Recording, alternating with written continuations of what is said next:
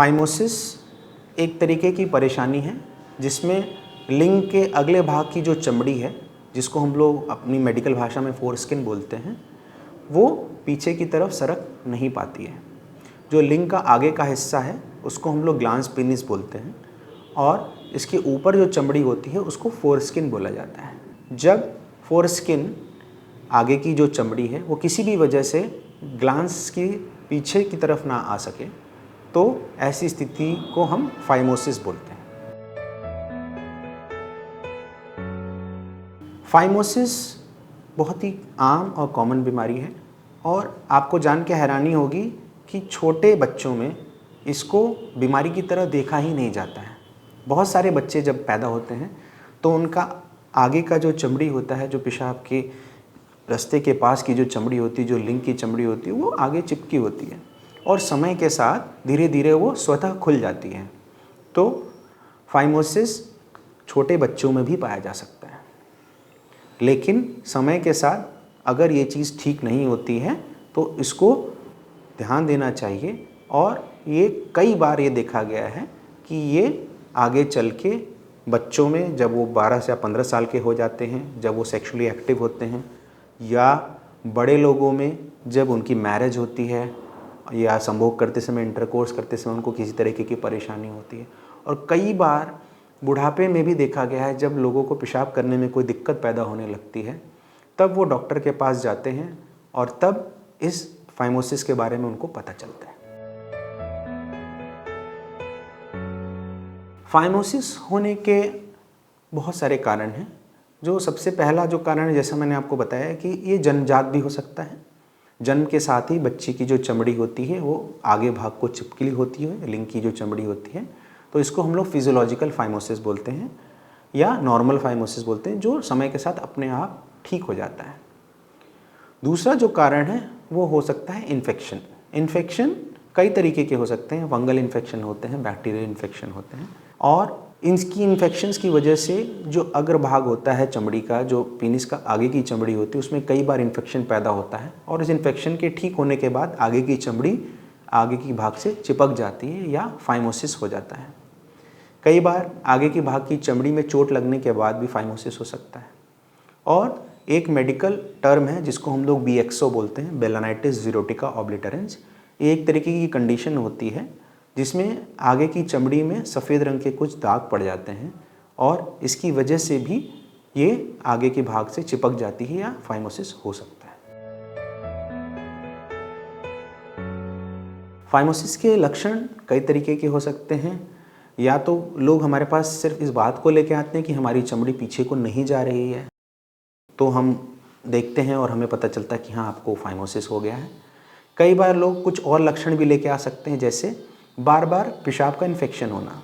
अगर आगे की चमड़ी पूरी तरीके से चिपक चुकी है तो पेशाब करने में दिक्कत होती है या पेशाब कई बार चमड़ी के अंदर इकट्ठा हो जाता है और ऐसी स्थिति में कई बार यूरिन इन्फेक्शन होने लगते हैं। तो कुछ लोग जब हमारे पास आते हैं कई बार यूरिन इन्फेक्शन लेके, तब हमें पता चलता है, हम उनकी जांच करते हैं और हमें पता चलता है कि उनको फाइमोसिस है। कभी कभार यूरिन पास करने में दिक्कत होने पर लोग डॉक्टर से संपर्क करते हैं, पेशाब खुल के नहीं होता है और तब जांच करने पे फाइमोसिस का पता चलता है। जैसा कि हमने जाना कि फाइमोसिस का जो परमानेंट इलाज है वो एक तरीके की सर्जरी, जिसको हम लोग सर्कमसिजन कहते हैं। सर्कमसिजन करने के लिए आपको अपने डॉक्टर से मिलना होगा, वो कुछ छोटी जांचें कराएंगे और उसके बाद ये एक माइनर सर्जरी हो सकती है, जिसके बाद आप पूर्णतः स्वस्थ हो जाएंगे। इस सर्जरी के लिए आपको मुश्किल से 3 से 4 घंटे अस्पताल में रहना पड़ता है और सर्जरी करने के बाद आप बिल्कुल नॉर्मल वे में घर वापस जा सकते हैं। इस सर्जरी को कई तरीके से किया जा सकता है। जो आम तौर पे जो ट्रेडिशनल तरीका है उसको हम लोग नॉर्मल सर्कमसिजन बोलते हैं, जिसमें लिंग के आगे की भाग की चमड़ी को हटा दिया जाता है और चमड़ी को हटाने के बाद कुछ टाँके लगाए जाते हैं जो स्वतः घुल जाते हैं। वो घुलने वाले टाँके होते हैं। लेकिन जैसे जैसे साइंस ने तरक्की की है वैसे वैसे ही सर्जरी में भी तरक्की हुई है और अब इस सर्जरी को एक डिवाइस या एक स्टेपलर के ज़रिए भी किया जाता है, जिसको हम लोग सूचरलेस सर्कमसिजन बोलते हैं। सूचरलेस सर्कमसिजन में किसी तरीके का कोई टाँका नहीं होता है।